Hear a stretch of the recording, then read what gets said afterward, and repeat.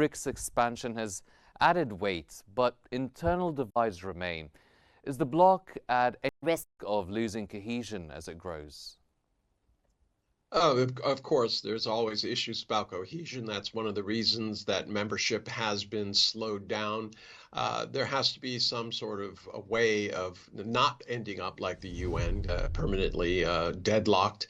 And there's no permanent secretariat at this point. So it is still in the growing phase. But I would emphasize some of the things you said in the report in the sense that the BRICS is not something that came about because the world was perfect. It came about because you have, basically 600 years of colonialism that has a kind of a zero-sum mentality, and it's falling apart. The post-World War II institutions have been undermined by the very entity, the United States, that created them.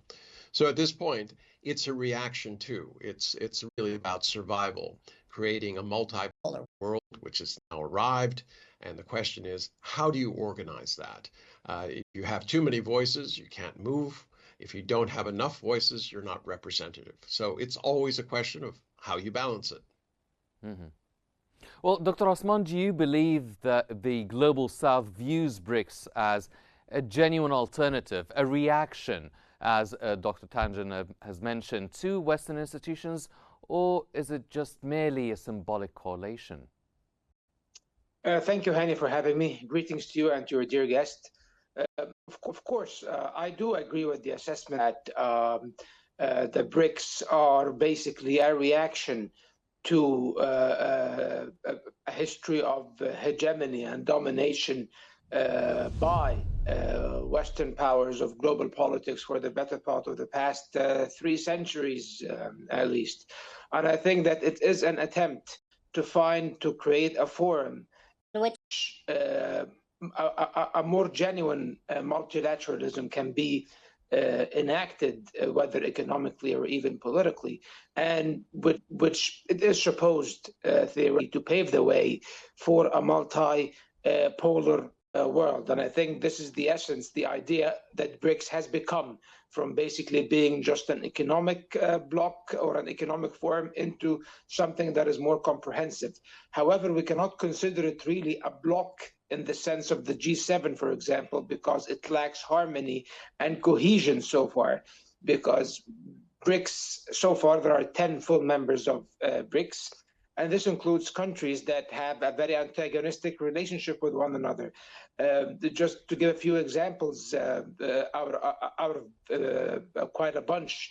For example, you have countries like China and India, countries that are competing powers, that have their own differences, that have their own territorial conflicts. They are staunch economic competitors geopolitically, situated in a manner against Chinese interests in South Asia, and vice versa.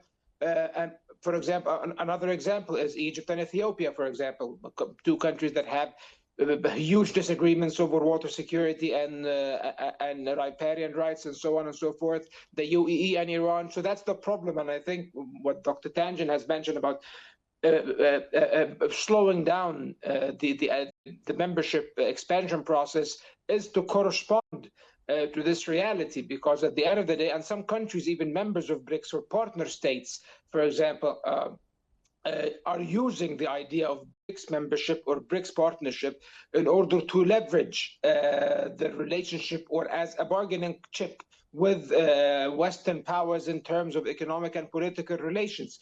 However, this does not mean that BRICS is irrelevant. On the contrary, it is the nucleus of something that challenges the status quo, that challenges the idea that the unipolar moment will remain, because it has long passed years ago. And the global realities right now dictate that a multipolar world be constructed that should be efficient and cohesive in a manner, especially that the United States is not really interested in maintaining its leadership over the globalized economic and geopolitical model anymore under the Trump administration. Even Marco Rubio, the U.S. Secretary of State, in a historic statement that he made about a month ago, he admitted that the world has become a multi-polar world and that the United States is one of those global powers. I don't know whether he intended to do that or not, but he was basically admitting that the United States is forfeiting its role as the sole hegemon in the world. The BRICS are a nucleus of a forum for South cooperation, for an augmented voice of the global South. However, it does still face immense challenges. And again, as Dr. Tanjan has mentioned, it has no secretariat. It's not an international organization of this sort. So it means that it still lacks the structural entity that can serve its purposes. The only institution that exists for BRICS so far is the new development bank. It's a very promising monetary institution that finances developmental projects in many countries around the world. However, not all the BRICS members are members of the NDB, ironically, and still it cannot really compete with entities such as the IMF and the World Bank so far. However, I think that the BRICS are on their way to formulating something that can be more meaningful.